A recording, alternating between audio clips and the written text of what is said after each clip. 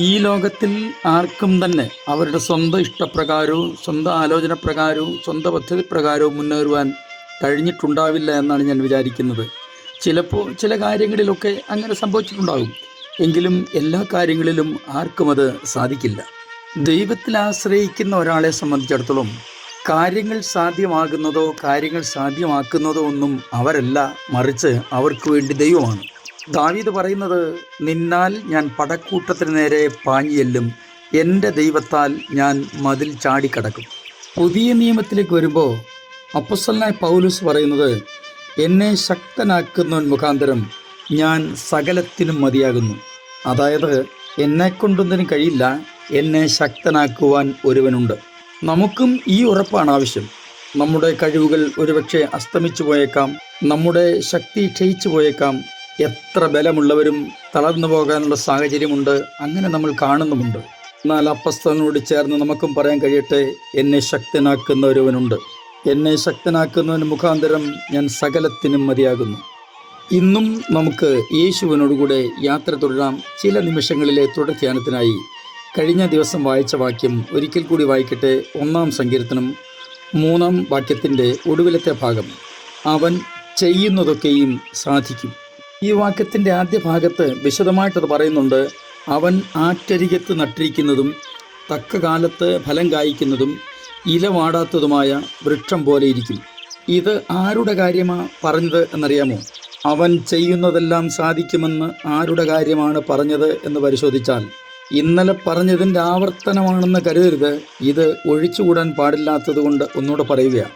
അവൻ ദുഷ്ടന്മാരുടെ ആലോചന പ്രകാരം നടക്കുന്നവനായിരിക്കരുത്, പാപികളുടെ വഴിയിൽ നിൽക്കുന്നവനായിരിക്കരുത്, പരിഹാസികളുടെ ഇരിപ്പിടത്തിൽ ഇരിക്കുന്നവനായിരിക്കരുത്.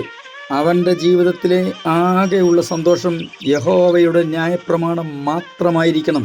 പിന്നെയുമല്ല, ആ ന്യായപ്രമാണം അല്ലെങ്കിൽ ദൈവത്തിൻ്റെ ന്യായപ്രമാണം രാപ്പകൽ ധ്യാനിക്കണം. ദൈവവചനം ധ്യാനിക്കുന്ന ഒരാൾ ദൈവവചനം അനുദിനം ഒട്ടും സമയം തെറ്റിക്കാതെ കൃത്യതയോടെ എഴുതപ്പെട്ടത് അങ്ങനെ തന്നെ തിരിച്ചറിഞ്ഞ് മനസ്സിലാക്കി വായിക്കുന്ന ഒരാൾ. മനസ്സിലാക്കി എന്ന് പറഞ്ഞപ്പോൾ ഇത് സാഹിത്യ ഭാഷയൊന്നുമല്ല. നമ്മുടെ ഓരോരുത്തരുടെയും കൈകളിൽ അവനവൻ്റെ ഭാഷയിൽ വളരെ ലളിതമായിട്ട് എഴുതിയ പുസ്തകമായത്. ഇങ്ങനെ ദൈവത്തിൻ്റെ വചനം ഏറ്റവും പ്രാധാന്യത്തോടെ ഒരു മനുഷ്യൻ ജീവിതത്തിൽ കൊണ്ടു നടന്നാൽ അവനെ സംബന്ധിച്ച് അല്ലെങ്കിൽ അയാളെ സംബന്ധിച്ച് അവർ ഒരിക്കൽ പോലും ദുഷ്ടൻ്റെ ആലോചന പ്രകാരം നടക്കുകയില്ല. അവർക്ക് പാപികളുടെ വഴി സൂക്ഷിച്ചൊഴിയാൻ കഴിയും. പരിഹാസികളുടെ ഇരിപ്പിടം അവർക്ക് തിരിച്ചറിയാൻ കഴിയും. പ്രവാചകനായ യെശയ്യാവ് പറയുന്നത്, നിങ്ങളുടെ ബന്ധനങ്ങൾ അധികം മുറുകിപ്പോകാതിരിക്കേണ്ടതിന് നിങ്ങൾ പരിഹാസികളാകരുത്. ഇന്ന് ഈ ആധുനിക യുഗത്തിൽ അല്ല, അത്യന്താധുനിക നെറ്റ്വർക്ക് കമ്പ്യൂട്ടർ യുഗത്തിൽ പല നിലകളിൽ മനുഷ്യനെ സന്തോഷിപ്പിക്കാനുള്ള അവസരങ്ങളുണ്ട്, ഒരുക്കപ്പെട്ടിട്ടുണ്ട്. ഒരു കാലത്ത് മനുഷ്യർ ജോലിയൊക്കെ ഇല്ലാതിരിക്കുമ്പോൾ പറയും സമയം പോകുന്നേ ഇല്ല. ഇന്ന് അങ്ങനെയല്ല. ഒന്നുകിൽ TV അല്ലെങ്കിൽ മൊബൈൽ, ഇത് രണ്ടിലേതെങ്കിലും ഒന്ന് ഓൺ ചെയ്ത് അതിനകത്ത് നമ്മൾ വ്യാപൃതനായാൽ, മുഴുകിപ്പോയാൽ സമയം പോകുന്നത് അറിയത്തില്ല. ചില ആളുകൾ ഇങ്ങനെയും പറയാറുണ്ട്, മാനസികമായ സമ്മർദ്ദം കൂടുമ്പോൾ വേറെ എന്താണൊരു വഴി? എന്തെങ്കിലും അതും ഇതുമൊക്കെ അല്പം കണ്ട് മനപ്രയാസമൊന്ന് മാറ്റിയെടുക്കാം. സുഹൃത്തെ, ഒരു കാര്യം തിരിച്ചറിയേ, കാൽവരി ക്രൂശിൽ നിങ്ങൾക്കും എനിക്കും വേണ്ടി വേദന സഹിച്ച് പങ്കപ്പാടുകൾ അനുഭവിച്ച് തന്നെത്താൻ നമുക്ക് വേണ്ടി ഏൽപ്പിച്ചു കൊടുത്ത കർത്താവിനെ ധ്യാനിക്കുന്ന ഏതൊരു വ്യക്തിയും മാനസിക ഉല്ലാസത്തിന് വേണ്ടി മറ്റൊന്നിലും ശ്രദ്ധിക്കേണ്ടി വരില്ല. കാൽവരി ക്രൂശിൽ കർത്താവിങ്കിലേക്ക് മാത്രം ശ്രദ്ധ തിരിക്കുമെങ്കിൽ സത്യത്തിൽ അത് വലിയ വേദനയുടെ അനുഭവമാണ്. എങ്കിൽ പോലും ഒരു കാര്യം ഉറപ്പാണ്, നിങ്ങൾ വേദനിക്കുന്ന വേദന ക്രൂശിൽ എനിക്ക് വേണ്ടി കർത്താവ് സഹിക്കുന്നുവെന്നും വഹിക്കുന്നുവെന്നും തിരിച്ചറിയുമ്പോൾ, നമ്മുടെ വേദനകളാണ് കർത്താവ് ക്രൂശിൽ വഹിക്കുന്നതെന്ന് തിരിച്ചറിയുമ്പോൾ, പ്രവാചകൻ യെശയ്യാവ് അങ്ങനെ തന്നെയാണ് പറയുന്നത്. സാക്ഷാൽ നമ്മുടെ സകല വേദനകളും അവൻ വഹിച്ചു, സാക്ഷാൽ നമ്മുടെ രോഗങ്ങളെ അവൻ വഹിച്ചു, നമ്മുടെ വേദനകളെ അവൻ ചുമന്നു. നാമോ ദൈവം അവനെ ശിക്ഷിച്ചും അടിച്ചും ദണ്ഡിപ്പിച്ചും ഇരിക്കുന്നു എന്ന് വിചാരിച്ചു. എന്നാൽ അവൻ നമ്മുടെ അതിക്രമങ്ങൾ നിമിത്തം മുറിവേറ്റും നമ്മുടെ അകൃത്യങ്ങൾ നിമിത്തം തകർന്നുമിരിക്കുന്നു.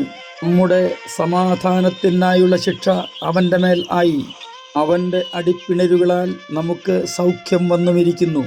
എങ്ങനെങ്കിലും എൻ്റെ കാര്യമൊന്ന് സാധിച്ചു കിട്ടിയിരുന്നെങ്കിൽ, എങ്ങനെങ്കിലും ഈ പ്രശ്നമൊന്ന് പരിഹരിച്ചിരുന്നെങ്കിൽ, എന്നൊക്കെ ഓർത്ത് രാത്രി ഉറക്കം പോലുമില്ലാതെ ദിവസങ്ങൾ തള്ളി നീക്കുന്ന പ്രിയപ്പെട്ടവരോട് എനിക്ക് ഓർമ്മിപ്പിക്കാനുള്ളത്, അവൻ ചെയ്യുന്നതൊക്കെയും സാധിക്കുമെന്ന് ഇവിടെ എഴുതിയിരിക്കുന്നത് അങ്ങനെ തന്നെ നിങ്ങളുടെ ജീവിതത്തിൽ അന്വർത്ഥമാകേണ്ടതിന് തിരുവചനം അനുദിനം അല്ല അനുനിമിഷം നമ്മുടെ ജീവശ്വാസം പോലെ അതിനെ കണക്കാക്കി നാം ദൈവത്തോട് ചേർന്ന് നടക്കുക മാത്രം മതി.